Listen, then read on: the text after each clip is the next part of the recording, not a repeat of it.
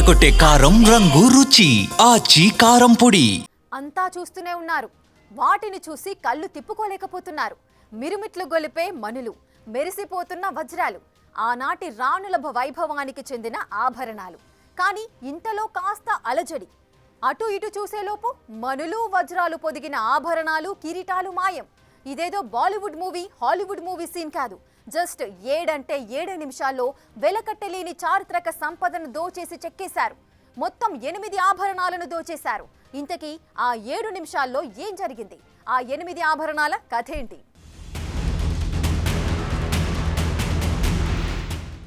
Full tight security, ప్రతి ఒక్కరిని cover చేసేలా సీసీ కెమెరాలు, 24/7 ఆర్మ్డ్ గార్డ్స్ తో నిఘా. అయినా ప్రపంచంలోని అత్యంత విలువైన ఆభరణాలు మాయం. ఇది బాలీవుడ్ హాలీవుడ్ మూవీలోని సీన్ కాదు. ప్యారిస్ నగరం నడిబొడ్డున ఉన్న అత్యంత ప్రతిష్టాత్మకమైన లూవ్ర్ మ్యూజియంలో అందరూ చూస్తుండగా జరిగిన ఘరానా చోరీ. ఇంకా పక్కాగా చెప్పాలంటే హేస్ట్ ఆఫ్ ది డికేడ్ కాదు, సెంచరీ అని చెప్పొచ్చు.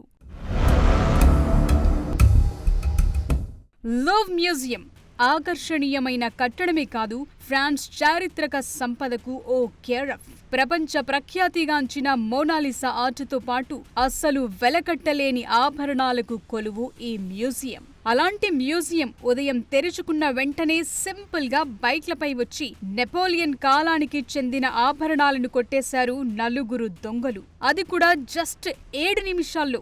ఈ 7 నిమిషాల్లోనే వారు రావటం, ఆభరణాలను దొంగిలించటం, వాళ్లు బయటపడటం, మళ్లీ బైక్లపై వెళ్లిపోవటం అన్ని జరిగిపోయాయి. అదేదో మూవీలో చెప్పినట్టు వేసిన తలుపులు వేసినట్టే ఉన్నాయి. కళ్ల ముందే డబ్బుంది. ఇంతలో ఢమాలని శబ్దం. చూస్తే డబ్బు మాయమన్నట్టుగా ఇక్కడ కూడా 4 ముసుగు వేసుకుని రావటం, అందరినీ బెదిరించటం, ఆ నగలను పట్టుకుని వెళ్లిపోవటం జరిగిపోయాయి. ఈ టోటల్ హెయిట్స్ లో జరిగిన మంచి విషయం ఏదైనా ఉందంటే వారు ఎవరిని గాయపరచలేదు, ఎవరిని ఇబ్బంది పెట్టలేదు, అవసరం లేని డ్రామా అస్సలు చేయలేదు. మరి ఈ దొంగలు దోచుకెళ్లిన ఆభరణాలేంటి? నెపోలియన్ I తన రెండో భార్య అయిన రాణి మేరీ లూసీకి ఇచ్చిన ఓ నెక్లెస్, దాని matching ear rings. Napoleon III తన మూడో భార్య రాణి యుగ్నేయికి గిఫ్ట్ గా ఇచ్చిన కిరీటం. ఇందులో 2000 డైమండ్స్ ఉన్నాయి. ఫ్రాన్స్ చివరి రాణి అయిన మేరీ ఎమెలీకి చెందిన ఓ కిరీటం, నెక్లెస్, సింగిల్ ఇయర్ రింగ్. ఈ కిరీటంలో 8 మణులతో పాటు 631 డైమండ్స్ ఉన్నాయి. దొంగలు హడావిడిలో తాము దొంగిలించిన మరో అత్యంత విలువైన కిరీటాన్ని అక్కడే పడేశారు. క్వీన్ యుగ్నేయికి చెందిన కిరీటం అది. ఇందులో 1354 డైమండ్స్, 56 ఎమరాల్డ్స్ ఉన్నాయి. సో ఇవన్నీ వెలకట్టలేనివి. ఎందుకంటే అందులో పొదిగి ఉన్న డైమండ్లు, మణులతో పాటు వాటికున్న చారిత్రక నేపథ్యం అలాంటిది. అందుకే ఈ చోరీని హేస్ట్ ఆఫ్ ది సెంచరీ అని అంటున్నారు నిపుణులు.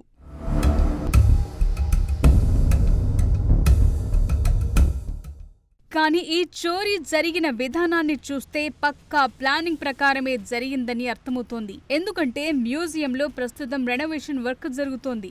4 దొంగల ఎంట్రీ కూడా మ్యూజియం సెక్యూరిటీ గార్డ్స్ ఎక్స్పెక్ట్ చేయలేదు. ఎందుకంటే మ్యూజియం రెనోవేషన్ వర్క్స్ కోసం వచ్చిన ఓ క్రెయిన్ మ్యూజియం ముందు పార్క్ చేసి ఉంది. 4 దొంగలు ఆ క్రెయిన్ ఎక్కి ఫస్ట్ ఫ్లోర్ కు వచ్చేశారు. అక్కడున్న గ్లాస్ ను ఎలక్ట్రిక్ కట్టర్ తో కట్ చేశారు. లోపలికి ఎంట్రీ ఇచ్చారు. ఈ క్రెయిన్ పుణ్యమా అని వారు నేరుగా అపోలో గ్యాలరీకి ఎంట్రీ ఇచ్చారు.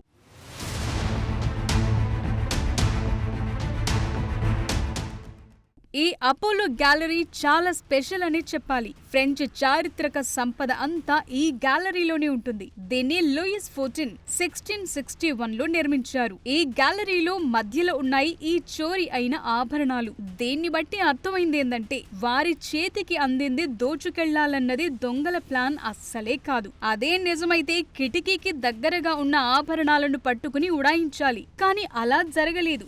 గ్యాలరీ మధ్యలో ఉన్న విలువైన ఆభరణాల వద్దకొచ్చి చోరీ చేశారు.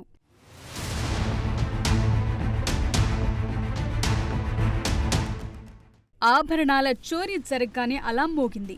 సెక్యూరిటీ గార్డ్స్ విజిటర్స్ ను బయటకు పంపే పనిలో ఉన్నారు. కానీ చోరీ చేసిన వారు ఏ కిటికీ గుండా లోపలికి వెళ్లారు, అలానే బయటకొచ్చారు. అలానే ఆ ట్రక్ నుంచి కిందకు దిగారు. బైక్లపైనే వెళ్లిపోయారు.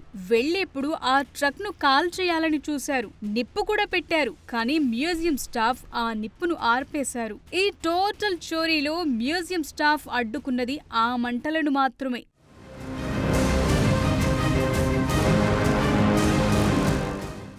ఈ కథ మొత్తం జస్ట్ 7 నిమిషాల్లో జరిగింది. ఇప్పుడు వీరిని పట్టుకోవటం అధికారులకు సవాల్గా మారింది. మొత్తం 60 మంది అధికారులను ఈ చోరీ దర్యాప్తు కోసం నియమించారు. కానీ కొన్ని ప్రశ్నలు మాత్రం అలాగే మిగిలున్నాయి. ఆ ట్రక్ ను దొంగలే ప్లాన్ చేసి అక్కడ ప్లేస్ చేశారా, లేక అనుకోకుండా జరిగిందా? నెపోలియన్ కాలం నాటి ఆభరణాలని టార్గెట్ చేయటం వెనుకున్న కథేంటి?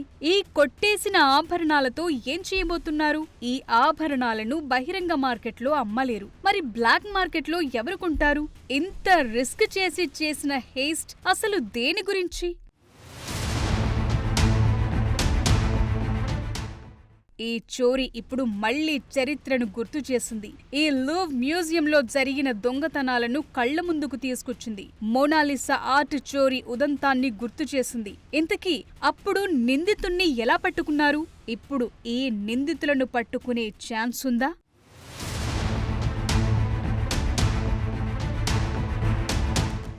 లూవ్ర్ మ్యూజియం యూరోపియన్ యూనియన్ చారిత్రక సంపదకు కేర్ ఆఫ్.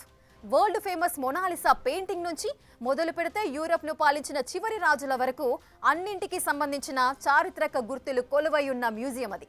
అలాంటి లూవ్ర్ను టార్గెట్ చేసుకున్నారు దొంగలు. నాట్ ఓన్లీ లూవ్ర్, పారిస్లోని అనేక మ్యూజియాలు ఇప్పుడు దొంగల టార్గెట్గా మారాయి.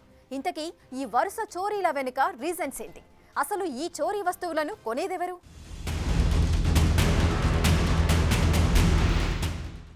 లూవ్ర్ మ్యూజియంలో చోరీ జరగటం ఇది చివరిసారి అవుతుందో లేదో తెలియదు, కానీ మొదటిసారి మాత్రం అస్సలు కాదు. ప్రపంచ ప్రఖ్యాతిగాంచిన చిత్రాలు, ఆభరణాలకే కేర్ ఆఫ్ అయిన ఈ లూవ్ర్ మ్యూజియంలో గతంలో కూడా చోరీలు జరిగాయి. మోనాలిసా, ప్రపంచంలో ఈ పేరు తెలియని వారుండరు. ఈ మోనాలిసా చిత్రం కూడా ఈ లూవ్ర్ మ్యూజియంలోనే ఉంటుంది. 1911లో ఈ చిత్రం చోరీ అయ్యింది. లియోనార్డో డావిన్సీ గీసిన ఈ చిత్రాన్ని ఈ మ్యూజియంలో పనిచేసే ఉద్యోగి ఎత్తుకుపోయాడు. శుభ్రం చేసే సమయంలో ఆ చిత్రపటాన్ని సింపుల్ గా తన కోట్ కింద దాచేసి తీసుకెళ్లాడు. 2 ఏళ్ల తర్వాత అతన్ని పట్టుకుని ఈ చిత్రాన్ని తెచ్చి మళ్లీ సేమ్ ప్లేస్ లో పెట్టారు.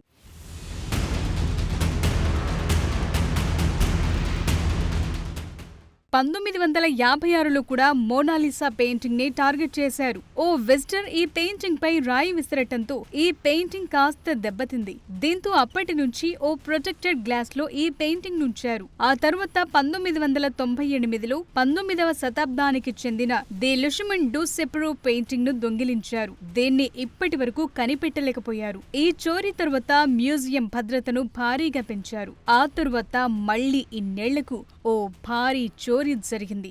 నాట్ ఓన్లీ లూవ్ర్, ఈ మధ్య ప్యారిస్ లో వరుస చోరీలు జరుగుతున్నాయి. అది కూడా మ్యూజియంలోనే జరుగుతుండటం ఇప్పుడు కొత్త అనుమానాలకు తెరలేపుతోంది. 2024 నవంబర్లో కాగ్నోగ్జే మ్యూజియంలో 7 చారిత్రక వస్తువులను దోచుకెళ్లారు. ఇందులో 5ంటిని రికవరీ చేశారు. అదే నెలలో బుర్గుండీలోని హిరోన్ మ్యూజియంలో కూడా చోరీ జరిగింది. అత్యంత విలువైన కళాఖండాలను దోచుకెళ్లారు. ఇక లాస్ట్ మంత్ ఆండ్రియన్ డూబుష్ మ్యూజియంలో కూడా చోరీ జరిగింది. ఇందులో $11 మిలియన్ విలువైన పింగాణి వస్తువులను చోరీ చేశారు. ఇందులోని గోల్డ్ విలువే $7 లక్షల వరకు ఉంటుంది.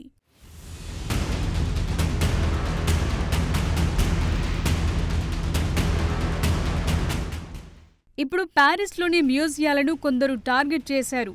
ఇది ఒకే గ్యాంగ్ చేస్తున్న పనా, లేక వేరువేరుగా జరుగుతున్న చోరీలా అనేది ఇప్పటి వరకు తేలలేదు.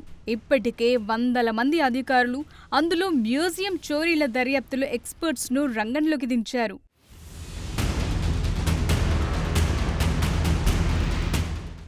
చోరీ చేశారు సరే, మరి వీటిని మార్కెట్లో ఎలా అమ్ముతారు? ఇప్పుడిదే అసలైన ప్రశ్న.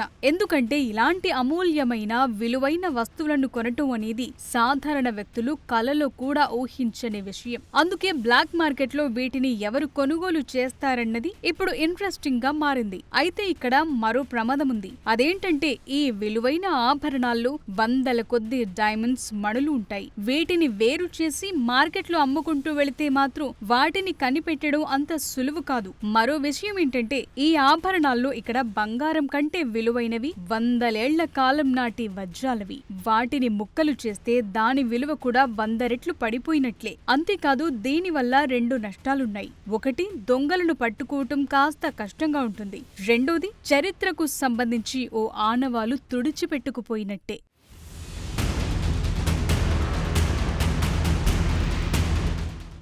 ఈ చోరీ ఇప్పుడు వరల్డ్ వైడ్ అటెన్షన్ గ్రాప్ చేయడంతో ఏయులోని మ్యూజియాల భద్రతపై కొత్త ప్రశ్నలు తెరపైకొచ్చాయి. ఇంత భారీ స్థాయిలో భద్రత ఉన్నా దొంగలు అంత సింపుల్ గా ఎలా చోరీ చేశారు అనేది ఇప్పుడు అధికారులను వేధిస్తోన్న ప్రశ్న. అంతేకాదు చోరీ జరిగిన తరువాత కూడా వారిని కనిపెట్టలేని పరిస్థితి ఉంది. ప్యారిస్ అనేది వెల్ డెవలప్డ్ ఏరియా. ప్రతి అడుగు ఓ సీసీ కెమెరా ఉంటుంది. వారిని మ్యూజియంలోనే అడ్డుకోలేకపోవటం ఓ అవమానమైతే ప్యారిస్ లాంటి నగరంలో వాటిని గుర్తించలేకపోవటం మరో అవమానం. కానీ హిస్టరీ చూస్తే ఇలాంటి చోరీలు జరిగినప్పుడు దొంగలను పట్టుకునేందుకు కొన్నిసార్లు సంవత్సరాల సమయం పట్టింది. కానీ ఇంత టెక్నాలజీ ఉన్న ఈ సమయంలో కూడా ఇలాంటి చోరీలు జరగటం, వారిని ఇంకా గుర్తించలేకపోవటం ఇప్పుడు ప్యారిస్ పోలీసులకు అస్సలు డైజెస్ట్ అవ్వటం లేదు. మరి వారిని పట్టుకోగలరా? పోయిన చారిత్రక ఆనవాళ్లను తిరిగి అదే మ్యూజియానికి చేర్చగలరా? ఆ దొంగలకు తగిన గుణపాఠం చెప్పగలరా? మరోసారి ఇలాంటి భద్రతా లోపాలు తలెత్తకుండా జాగ్రత్త పడగలరా?